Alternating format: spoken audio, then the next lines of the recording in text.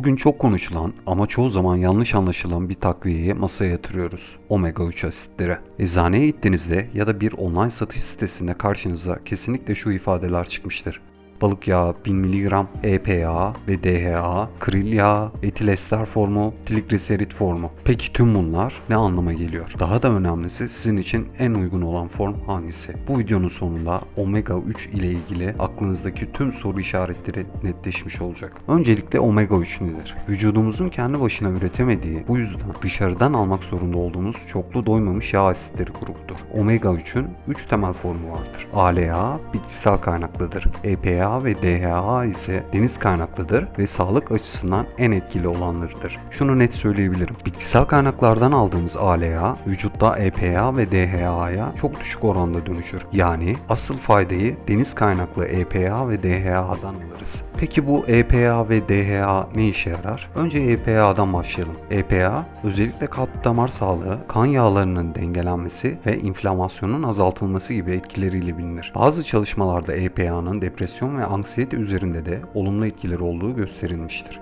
Şimdi gelelim DHA'ya. DHA, beyin ve göz sağlığı açısından kritik.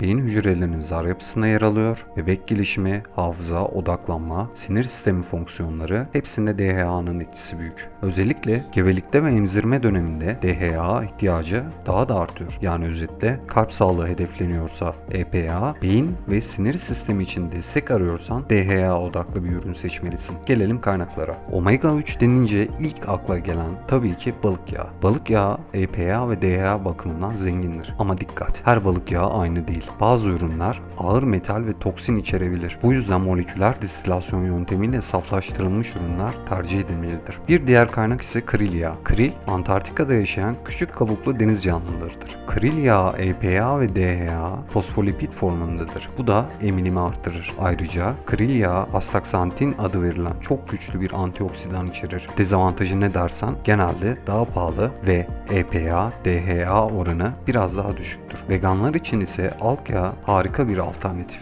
Algler doğrudan DHA içerir. Bazı ürünlerde EPA da bulunur. Bitkisel, sürdürülebilir ve ağır metal riski yok. Özellikle hamileler ve vejetaryen bireyler için tercih sebebi olabilir. Peki hangi dozda alınmalı? Ortalama bir yetişkin için günlük EPA ve DHA toplamı 1000 mg civarındadır. Ancak eğer kalp damar hastalığınız varsa ya da trigliserit düzeyiniz yüksekse bu doz doktor önerisiyle 2000-4000 mg'a kadar çıkabilir. Depresyon, dikkat eksikliği gibi konularda da genellikle EPA ağırlıklı formlar daha etkili bulunmuştur. Hamilelikte ise odak DHA'dır. Günlük önerilen miktar 200-300 mg civarındadır. Ve çok önemli bir not: omega 3 mutlaka yağlı bir öğünle birlikte alınmalı. Aç karnına alırsanız emilimi ciddi oranda düşebilir. En çok karıştırılan noktaya gelelim: etiket okuma. Bir üründe balık yağı 1000 mg yazıyor diye onun 1000 mg EPA veya DHA içerdiğini zannetmeyin. Genelde bu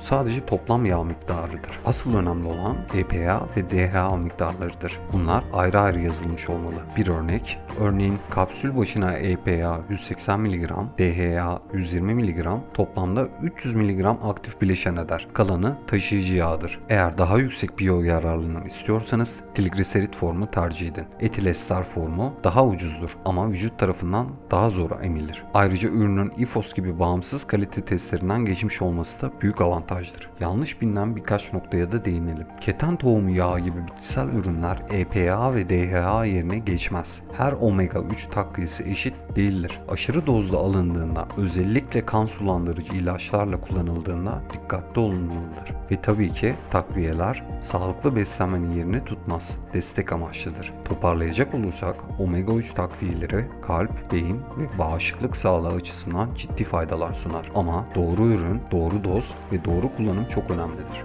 Umarım bu video sayesinde omega 3 seçerken artık çok daha bilinçli hareket edebilirsiniz.